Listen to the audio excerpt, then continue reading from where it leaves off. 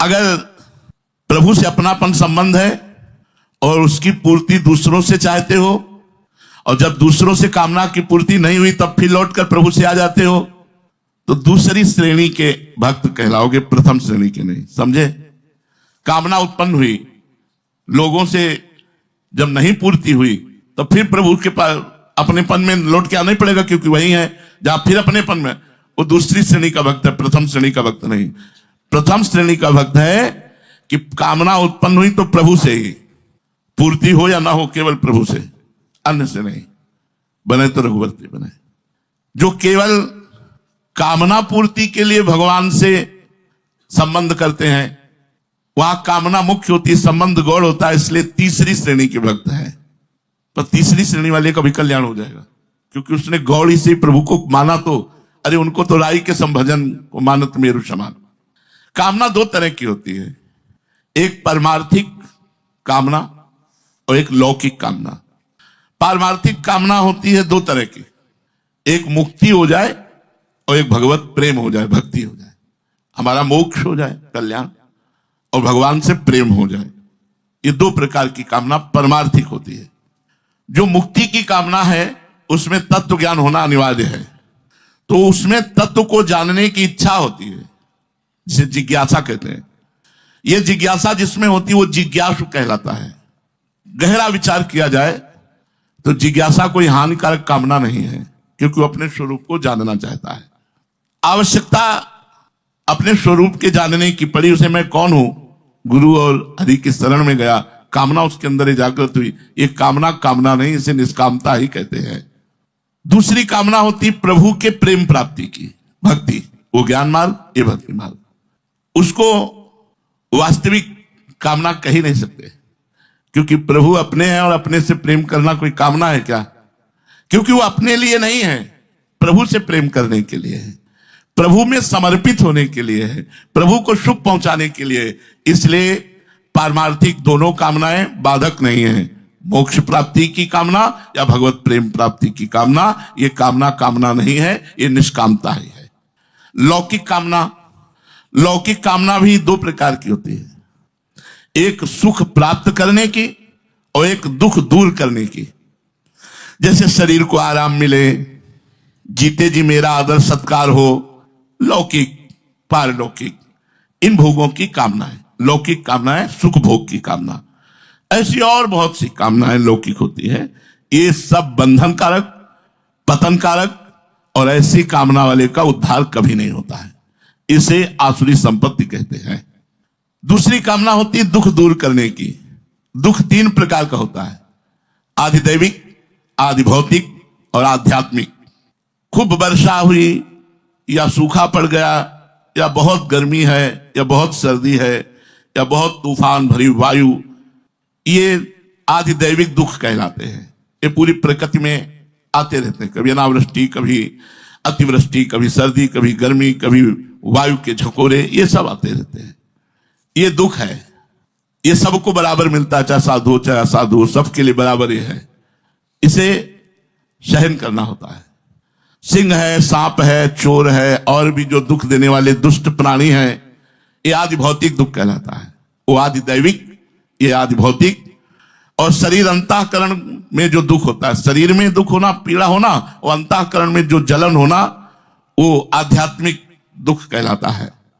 जो इन तीनों दुख को दूर करने के लिए भगवान से प्रार्थना करता है, सुख प्राप्ति की चाह करता है, एक कामना है, लौकिक कामना है। ये नहीं करनी चाहिए। जैसे भगवान रखे वैसे सह लेना चाहिए। कामना दो ही प्रकार की करनी चाहिए, या भगवत प्रेम की या मोक्ष प्राप्ति की। इन दुखों को दूर करने की और सुख प्राप्त करने की जो कामना होती है वो निरर्थक होती है, व्यर्थ होती है। इसके लिए जो साधना की जाती है वो सब व्यर्थ चली जाती है, क्योंकि उस कामना की कभी पूर्ति हो ही नहीं सकती। ये तीनों दुख आते रहते हैं, दैहिक, दैविक, भौतिक, तापा, ये आते रहते हैं। लेकिन जो निरंतर भजन में रहता है उसे व्यापते नहीं है, बाह्य व्यवस्था हो या ना हो। आज तो मानो व्यवस्था है, गंगा किनारे क्या व्यवस्था थी, गर्मी सर्दी बरसात सब सहना होता है। कामना की पूर्ति हो भी जाए तो नवीन कामना और कामना, जैसे जब आप कमरे में रहते हैं, गर्मी लगता है छोटा सा एक पंखा हो जाए तो, पंखा हो गया तो फिर लगता है छोटा सा कूलर हो जाए तो ठीक, कूलर हो गया तो फिर लगता है एसी हो जाए तो ठीक, और वो फंसते फंसते फंसी जाता है। इस तरह कामनाओं की कभी पूर्ति होनी नहीं है। इसलिए उपासक को प्रभु से अपनापन करके अगर कामना करनी है तो केवल 2 प्रकार की कामनाएं कीजिए, हमारा आपसे प्रेम हो जाए या हमारा आपके चरणों के प्रताप से कल्याण हो जाए।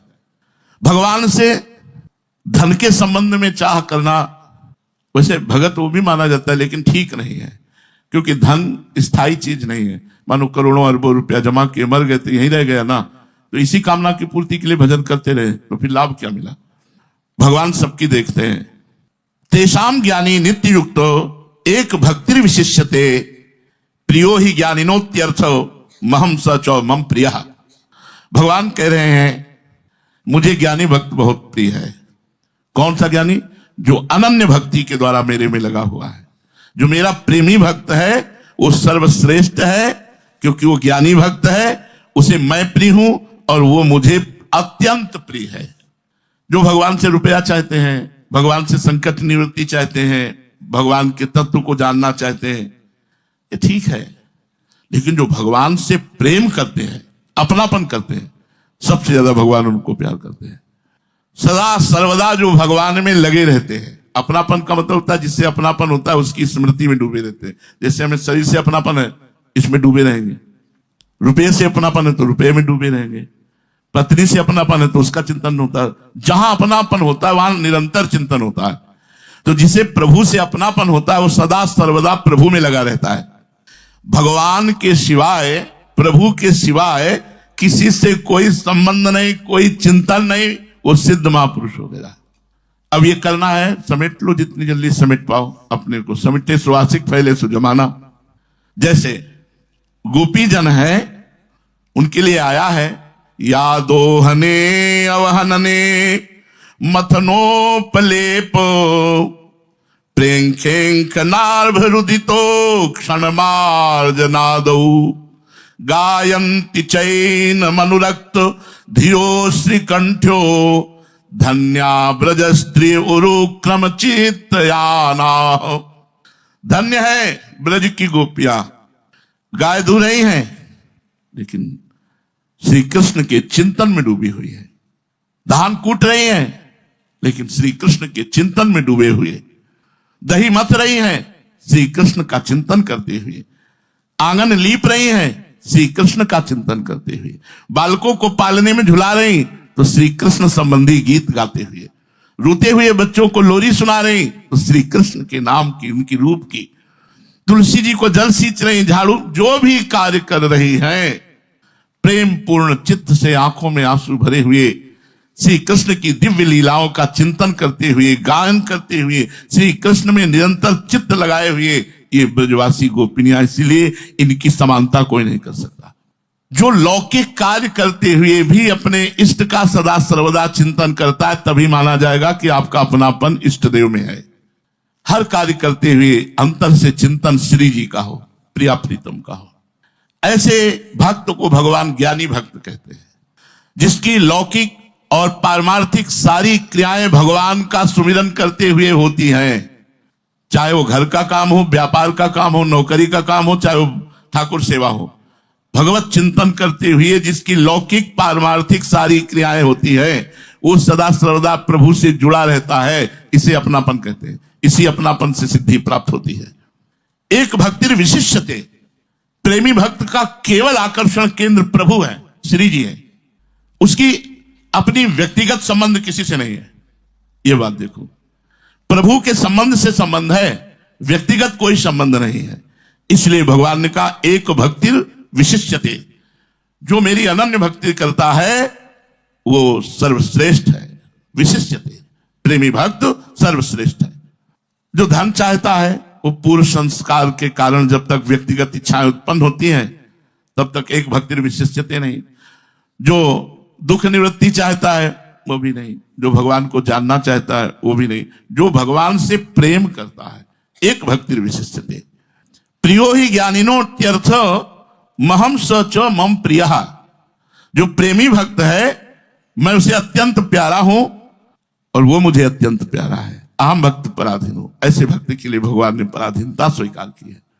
जिस भक्त में अपनी स्वयं किंचन मात्र कोई इच्छा नहीं, केवल प्रभु से अपनापन और प्रभु के लिए ही सारे व्यवहार, प्रभु का चिंतन करते हुए, उससे बड़ा इस संसार में कोई नहीं, सबसे बड़ा प्रेमी भक्त। वास्तव में भगवान का अंश होने से जीव स्वाभाविक ही भगवान को प्यारा है, पर वो भूल से संसार में प्यार करने लगा। इसलिए लौटो, अपनी भूल को संभालो और भगवान के प्यार से अपने जीवन को भर दो। ऐसे भक्त का भगवान हर समय ऐसे चिंतन करते हैं जैसे छोटे से अबोध बालक का चिंतन मां करती है। जैसे माता अपने बच्चों का पालन पोषण करती है, ऐसे भगवान ऐसे भक्त का करो सदा तिनके रखवारी, जिम बालक राखे महतारी। अबोध बालक है, कभी आग पकड़ सकता है, कभी कुछ भी कर सकता है, इसलिए भगवान उस पर दृष्टि रखते हैं। भगवान बिना किसी कारण के प्रेम करने वाले हैं अहेतुकी। और फिर जब आपने सबको छोड़ दिया केवल प्रभु के लिए, तो फिर कैसे भगवान, फिर कैसे आपको छोड़ सकते हैं, कैसे भूल कर सकते हैं? जो मनुष्य भगवान के सन्मुख हो जाता है, तो ये सन्मुखता ही भगवान के प्रति होते ही उसके अनेक जन्मों के पाप नष्ट होकर और भक्त बन जाता है। सन्मुख हो जीव मोहि जब ही, सन्मुखता का मतलब समझ रहे हो ना? कोई हमारा नहीं, केवल भगवान हमारे हैं, इसे सन्मुखता कहते हैं। सन्मुखता का मतलब नहीं कि मंदिर के सामने खड़े हो गए तो सन्मुख हो गए। सन्मुख का मतलब अब हमारा कोई नहीं, प्रभु के सिवा कोई नहीं, केवल प्रभु हमारे। जब भक्त सर्वथा निष्काम हो जाता है, उसमें लौकिक पारलौकिक कोई इच्छा नहीं होती है, तो स्वतः सिद्ध प्रेम स्वरूप भगवान उसके हृदय में प्रकट हो जाते हैं। कब भगवान प्रकट होते हैं? जब भक्त सर्वथा निष्काम हो जाता है, उसमें लौकिक पारलौकिक किसी तरह की भी इच्छा नहीं रहती, तो स्वतः सिद्ध प्रेम स्वरूप भगवान उसके हृदय में प्रकाश भय प्रकट कृपाला। और जब भगवान प्रकट हो गए, बस फिर क्या, फिर तो लाज तीन लोकन की, न वेद को कहो करे, न शंख भूत प्रेत की, न देव जच्छते डरे। कभी नाचता है, कभी गाता है, कभी हंसता है, उन्मादवत उसकी स्थिति हो जाती है। प्रेम पूर्ण जागृत स्थिति, मोह निद्रा नहीं, जागृत स्थिति, किंचन मात्र भी किसी से कोई संबंध नहीं, बस भगवत प्राप्ति का यही स्वरूप है। हमारी दृष्टि इधर जाए तो बहुत बढ़िया काम बन जाए कि हमारा कोई बचा क्या, भी जो बचा है प्रेमाग्नि में उसकी भी आहुति दे देते हैं, स्वाहा। केवल प्रभु बचने चाहिए, कोई नहीं होना चाहिए हमारा, केवल प्रभु। इस प्रेमाग्नि में सबको स्वाहा करना होगा। अब जब कहते हैं जन्म जन्म मुनि जतन कराही, मुनि लोग कई जन्म लगते हैं जतन करते हुए, ऐसे प्रयास कर रहे हैं। जितना अपनापन होता जाएगा उतनी जल्दी भगवान प्राप्त होते जाएंगे। उदारा सर्व एवैते ज्ञानी त्वात्मयि मे मतम, आस्थिता साहि युक्तात्मा मामेवानुत्तमाम गतिम।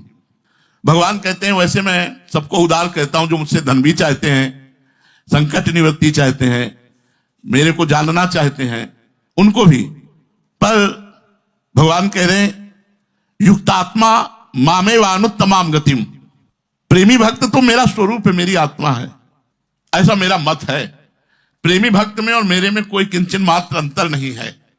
देखो, भगवान से चाहने में और देवताओं से चाहने में अंतर है। जैसे आपने किसी देवी देवता से चाहना की, तो आपको जितना अनुष्ठान करते बना, जितना मंत्र जप किया, उसके अनुसार वो दे देंगे, चाहे भला हो चाहे बुरा हो। लेकिन भगवान ऐसा नहीं करेंगे। चाहे जो कुछ हो, आप मांगोगे, आपकी तपस्या है तो उसके अनुसार वो दे देंगे। चाहे जगत का बुरा करो, चाहे अपना बुरा करो, चाहे देने वाले का ही बुरा करो, ऐसा ही होता है। भगवान अपना ऐसा नहीं करते। भगवान से अगर कोई भक्त मांगता है तो भगवान उचित समझेंगे तो देंगे, नहीं तो नहीं देंगे। अर्थात उस भक्त का यदि मंगल होगा तो भगवान वो देंगे नहीं, चाहे जितना मांगो भगवान देंगे नहीं। अगर संसार में फंसने वाली बात है तो भगवान नहीं देंगे, कारण कि भगवान परम हितैषी हैं। उनसे अगर कोई मांगे, इसीलिए सबकी कामनाएं पूर्ण नहीं करते हो। ये 100 रुपया तो खर्चा करना नहीं आया, 1 करोड़ दे देंगे तो और माया में फंस जाएगा। तो लोगों को लगता है भगवान हमारी सुनते नहीं, देवी देवता जल्दी सुन लेते हैं। भगवान के भजन को छोड़ करके और कुछ जो भी भगवान से मांगोगे, तो जिसमें तुम्हारा भजन बढ़ेगा वही भगवान देंगे, अन्यथा नहीं देंगे।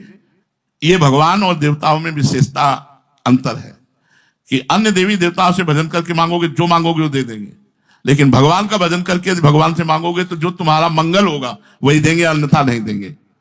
ज्ञानी त्वात्मयि मे मतम। प्रेमी भक्त की विलक्षणता बतलाते हुए भगवान कहते हैं कि वो तो मेरी आत्मा है। प्रेमी भक्त और भगवान में कोई अंतर नहीं होता। जिस भक्त के अंदर कोई कामना नहीं, हर समय भगवान के भजन में लगा हुआ है, उसमें और भगवान में कोई अंतर नहीं।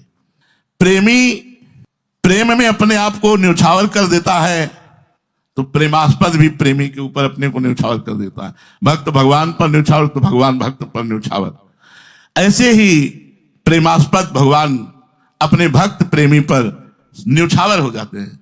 देखो, नौकर तक बन गए भगवान, सारथी बन गए भगवान, और सेना नायक के लिए तो भगवान नाई बनकर गए। राजा के मालिश, तेल मालिश की। बिना बोए खेत जग सकता है क्या? लेकिन धन्ना जाट का बिना बोए खेत फसल हो गई। आश्चर्य की बात, बिना बोए। ये भगवान की भक्ति का चमत्कार।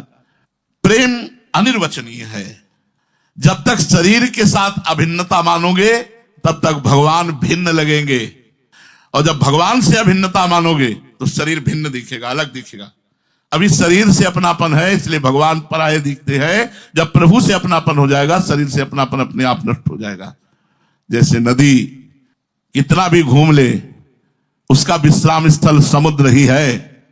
ऐसे जीव कितना भी भ्रमित हो जाए, उसका विश्राम स्थल भगवान ही है।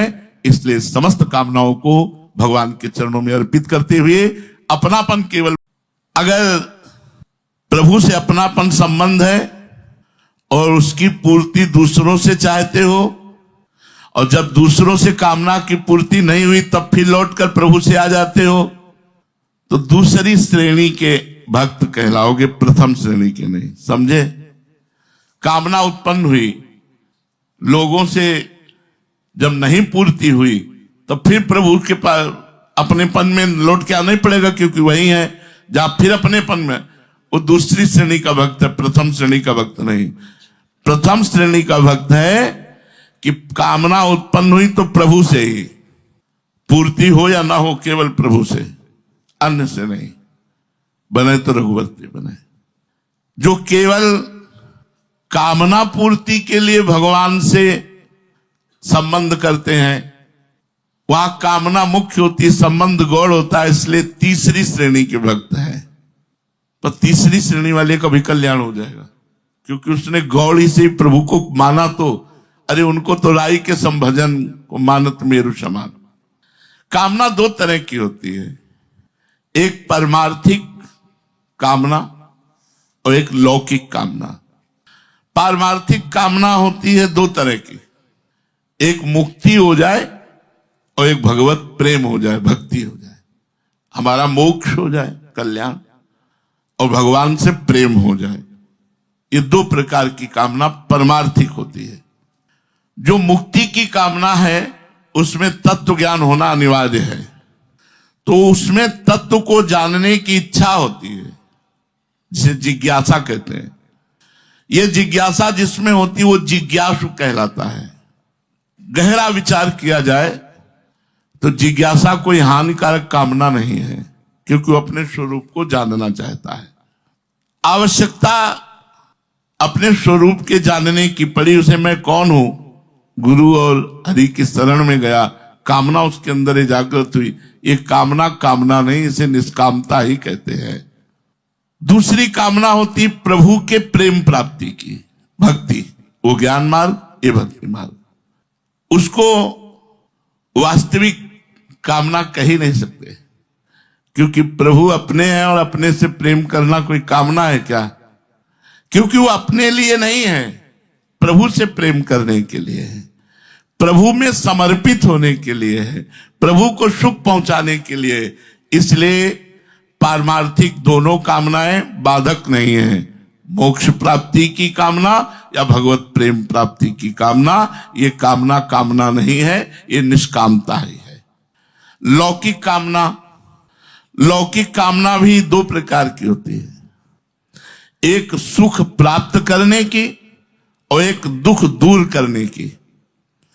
जैसे शरीर को आराम मिले, जीते जी मेरा आदर सत्कार हो, लौकिक पारलौकिक, इन भोगों की कामना है। लौकिक कामना है सुख भोग की कामना। ऐसी और बहुत सी कामनाएं लौकिक होती है। ये सब बंधन कारक, पतन कारक, और ऐसी कामना वाले का उद्धार कभी नहीं होता है। इसे आसुरी संपत्ति कहते हैं। दूसरी कामना होती है दुख दूर करने की। दुख 3 प्रकार का होता है, आधिदैविक, आदि भौतिक और आध्यात्मिक। खूब वर्षा हुई या सूखा पड़ गया या बहुत गर्मी है या बहुत सर्दी है या बहुत तूफान भरी वायु, ये आधिदैविक दुख कहलाते हैं। ये पूरी प्रकृति में आते रहते हैं, कभी अनावृष्टि, कभी अतिवृष्टि, कभी सर्दी, कभी गर्मी, कभी वायु के झकोरे, ये सब आते रहते हैं। ये दुख है, ये सबको बराबर मिलता है, चाहे साधु चाहे असाधु, सबके लिए बराबर ये है। इसे सहन करना होता है। सिंह है, सांप है, चोर है, और भी जो दुख देने वाले दुष्ट प्राणी हैं, ये आदि भौतिक दुख कहलाता है। वो आदि दैविक, ये आदि भौतिक। और शरीर अंतःकरण में जो दुख होता है, शरीर में दुख होना, पीड़ा होना, वो अंतःकरण में जो जलन होना, वो आध्यात्मिक दुख कहलाता है। जो इन तीनों दुख को दूर करने के लिए भगवान से प्रार्थना करता है, सुख प्राप्ति की चाह करता है, एक कामना है, लौकिक कामना है, ये नहीं करनी चाहिए। जैसे भगवान रखे वैसे सह लेना चाहिए। कामना 2 ही प्रकार की करनी चाहिए, या भगवत प्रेम की या मोक्ष प्राप्ति की।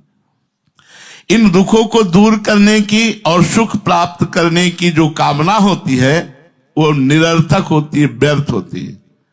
इसके लिए जो साधना की जाती है वो सब व्यर्थ चली जाती है, क्योंकि उस कामना की कभी पूर्ति हो ही नहीं सकती।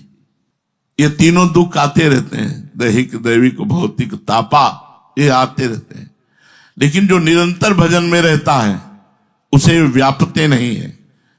बाह्य व्यवस्था हो या ना हो, आज तो मानो व्यवस्था है। गंगा किनारे क्या व्यवस्था थी, गर्मी सर्दी बरसात सब सहना होता है।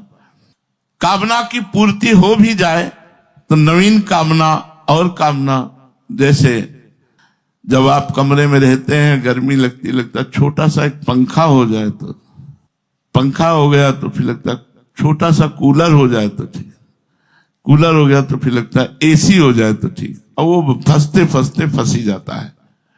इस तरह कामनाओं की कभी पूर्ति होनी नहीं है। इसलिए उपासक को प्रभु से अपनापन करके अगर कामना करनी है तो केवल 2 प्रकार की कामनाएं कीजिए, हमारा आपसे प्रेम हो जाए या हमारा आपके चरणों के प्रताप से कल्याण हो जाए। भगवान से धन के संबंध में चाह करना, वैसे भगत वो भी माना जाता है, लेकिन ठीक नहीं है, क्योंकि धन स्थायी चीज नहीं है।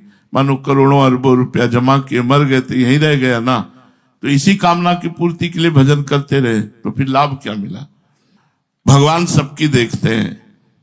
तेषाम ज्ञानी नित्य युक्तो एक भक्तिर विशिष्यते, प्रियो ही ज्ञानिनोत्यर्थो महम सचो मम प्रिया।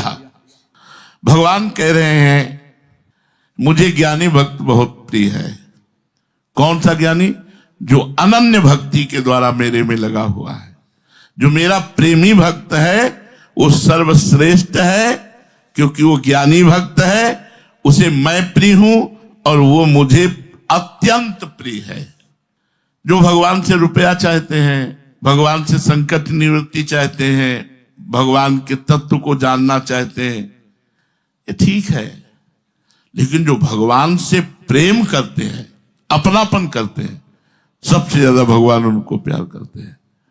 सदा सर्वदा जो भगवान में लगे रहते हैं। अपनापन का मतलब होता है जिससे अपनापन होता है उसकी स्मृति में डूबे रहते हैं। जैसे हमें शरीर से अपनापन है, इसमें डूबे रहेंगे। रुपये से अपनापन है तो रुपये में डूबे रहेंगे। पत्नी से अपनापन है तो उसका चिंतन होता है। जहां अपनापन होता है वहां निरंतर चिंतन होता है। तो जिसे प्रभु से अपनापन होता है वो सदा सर्वदा प्रभु में लगा रहता है। भगवान के सिवाय, प्रभु के सिवाय किसी से कोई संबंध नहीं, कोई चिंतन नहीं, वो सिद्ध महापुरुष हो गया। अब ये करना है, समेट लो जितनी जल्दी समेट पाओ। अपने को समिटे सुवासिक फैले सु जमाना।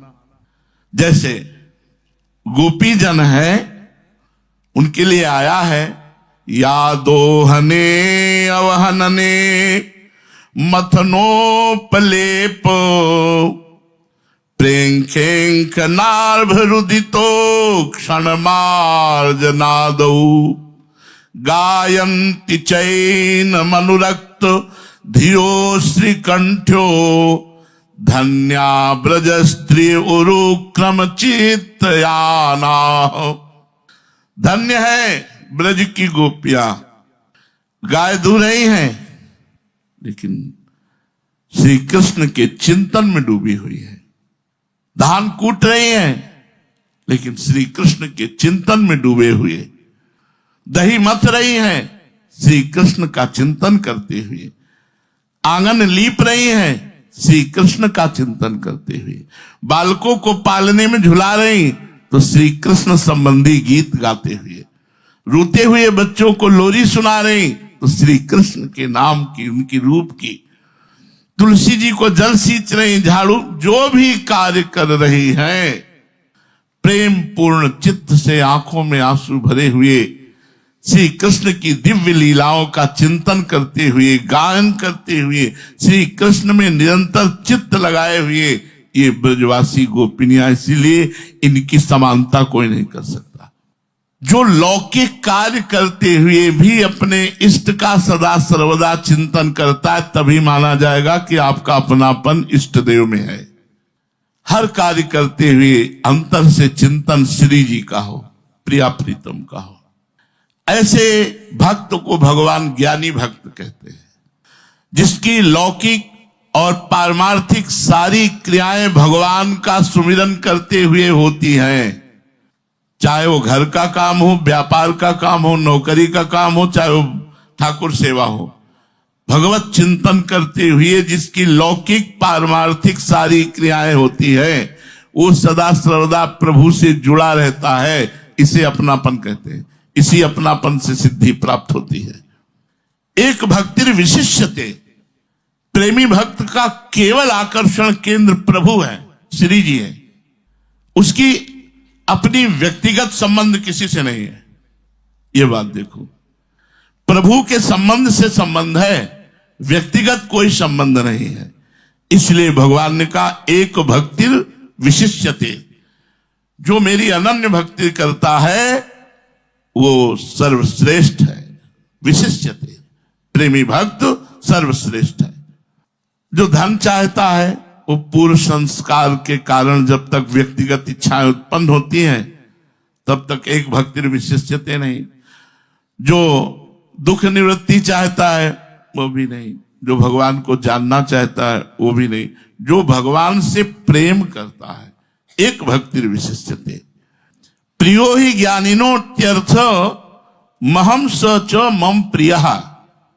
जो प्रेमी भक्त है मैं उसे अत्यंत प्यारा हूं और वो मुझे अत्यंत प्यारा है। अहम भक्त पराधीन हूं। ऐसे भक्त के लिए भगवान ने पराधीनता स्वीकार की है।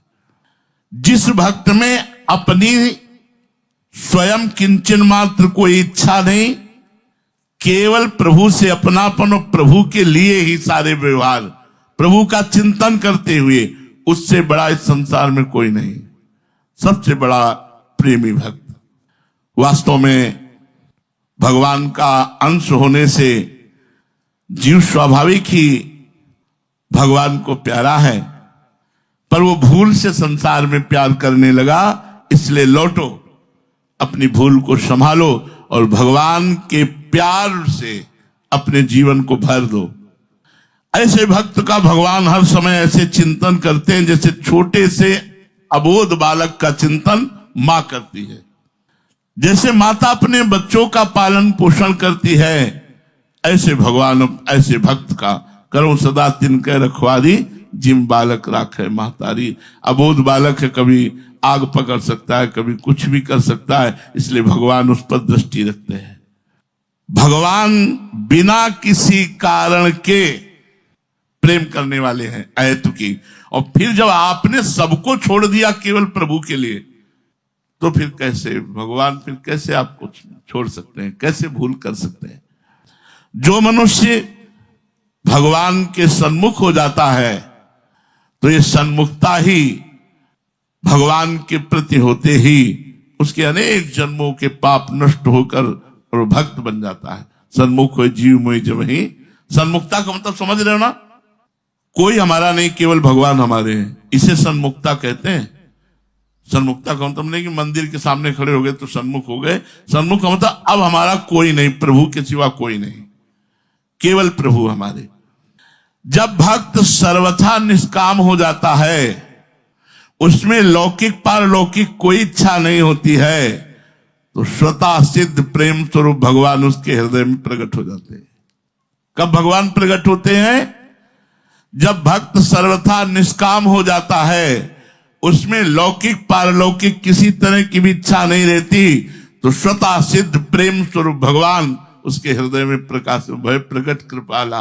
और जब भगवान प्रकट हो गए बस फिर क्या, फिर तो लाज तीन लोकन की न वेद को कहो करे, न शंख भूत प्रेत की न देव जच्छते डरे।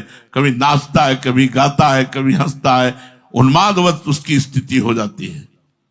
प्रेम पूर्ण जागृत स्थिति, मोह निद्रा नहीं, जागृत स्थिति, किंचन मात्र भी किसी से कोई संबंध नहीं, बस भगवत प्राप्ति का यही स्वरूप है। हमारी दृष्टि इधर जाए तो बहुत बढ़िया काम बन जाए कि हमारा कोई बचा क्या भी, जो बचा है प्रेमाग्नि में उसकी भी आहुति दे देते हैं, स्वाहा।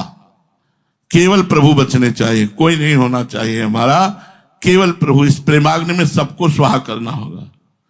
अब जब कहते हैं जन्म जन्म मुनि जतन कराही, मुनि लोग कई जन्म लगते हैं जतन करते हुए, ऐसे प्रयास कर रहे हैं। जितना अपनापन होता जाएगा उतनी जल्दी भगवान प्राप्त होते जाएंगे। उदारा सर्व एवैते ज्ञानी त्वात्मयि मे मतम, आस्थिता साहि युक्तात्मा मामेवानुत्तमाम गतिम। भगवान कहते हैं वैसे मैं सबको उदार कहता हूं, जो मुझसे धन भी चाहते हैं, संकट निवृत्ति चाहते हैं, मेरे को जानना चाहते हैं, उनको भी। पर भगवान कह रहे हैं युक्तात्मा मामेवानुत्तमाम गतिम। प्रेमी भक्त तो मेरा स्वरूप है, मेरी आत्मा है, ऐसा मेरा मत है। प्रेमी भक्त में और मेरे में कोई किंचन मात्र अंतर नहीं है। देखो, भगवान से चाहने में और देवताओं से चाहने में अंतर है। जैसे आपने किसी देवी देवता से चाहना की तो आपको जितना अनुष्ठान करते बना, जितना मंत्र जप किया, उसके अनुसार वो दे देंगे, चाहे भला हो चाहे बुरा हो। लेकिन भगवान ऐसा नहीं करेंगे। चाहे जो कुछ हो, आप मांगोगे, आपकी तपस्या है तो उसके अनुसार वो दे देंगे। चाहे जगत का बुरा करो, चाहे अपना बुरा करो, चाहे देने वाले का ही बुरा करो, ऐसा ही होता है। भगवान अपना ऐसा नहीं करते। भगवान से अगर कोई भक्त मांगता है तो भगवान उचित समझेंगे तो देंगे, नहीं तो नहीं देंगे। अर्थात उस भक्त का यदि मंगल होगा तो भगवान वो देंगे नहीं, चाहे जितना मांगो भगवान देंगे नहीं। अगर संसार में फंसने वाली बात है तो भगवान नहीं देंगे, कारण कि भगवान परम हितैषी हैं। उनसे अगर कोई मांगे, इसीलिए सबकी कामनाएं पूर्ण नहीं करते हो कि 100 रुपया तो खर्चा करना नहीं आया, 1 करोड़ दे देंगे तो और माया में फंस जाएगा। तो लोगों को लगता है भगवान हमारी सुनते नहीं, देवी देवता जल्दी सुन लेते हैं। भगवान के भजन को छोड़ करके और कुछ जो भी भगवान से मांगोगे तो जिसमें तुम्हारा भजन बढ़ेगा वही भगवान देंगे, अन्यथा नहीं देंगे। ये भगवान और देवताओं में विशेषता अंतर है कि अन्य देवी देवताओं से भजन करके मांगोगे, जो मांगोगे वो दे देंगे। लेकिन भगवान का भजन करके यदि भगवान से मांगोगे तो जो तुम्हारा मंगल होगा वही देंगे, अन्यथा नहीं देंगे। ज्ञानी त्वात्मयि मे मतम। प्रेमी भक्त की विलक्षणता बतलाते हुए भगवान कहते हैं कि वो तो मेरी आत्मा है। प्रेमी भक्त और भगवान में कोई अंतर नहीं होता। जिस भक्त के अंदर कोई कामना नहीं, हर समय भगवान के भजन में लगा हुआ है, उसमें और भगवान में कोई अंतर नहीं। प्रेमी प्रेम में अपने आप को न्यौछावर कर देता है, तो प्रेमास्पद भी प्रेमी के ऊपर अपने को न्यौछावर कर देता है। भक्त भगवान पर न्यौछावर तो भगवान भक्त पर न्यौछावर। ऐसे ही प्रेमास्पद भगवान अपने भक्त प्रेमी पर न्यौछावर हो जाते हैं। देखो, नौकर तक बन गए भगवान, सारथी बन गए भगवान, और सेना नायक के लिए तो भगवान नाई बनकर गए, राजा के मालिश, तेल मालिश की। बिना बोए खेत जग सकता है क्या? लेकिन धन्ना जाट का बिना बोए खेत फसल हो गई। आश्चर्य की बात, बिना बोए। ये भगवान की भक्ति का चमत्कार। प्रेम अनिर्वचनीय है। जब तक शरीर के साथ अभिन्नता मानोगे तब तक भगवान भिन्न लगेंगे, और जब भगवान से अभिन्नता मानोगे तो शरीर भिन्न दिखेगा, अलग दिखेगा। अभी शरीर से अपनापन है इसलिए भगवान पराये दिखते हैं। जब प्रभु से अपनापन हो जाएगा, शरीर से अपनापन अपने आप नष्ट हो जाएगा। जैसे नदी कितना भी घूम ले, उसका विश्राम स्थल समुद्र ही है। ऐसे जीव कितना भी भ्रमित हो जाए, उसका विश्राम स्थल भगवान ही है। इसलिए समस्त कामनाओं को भगवान के चरणों में अर्पित करते हुए अपनापन केवल भगवान से रखकर खूब भजन करो, इसी में मंगल होगा। श्री राधा वल्लभ लाल।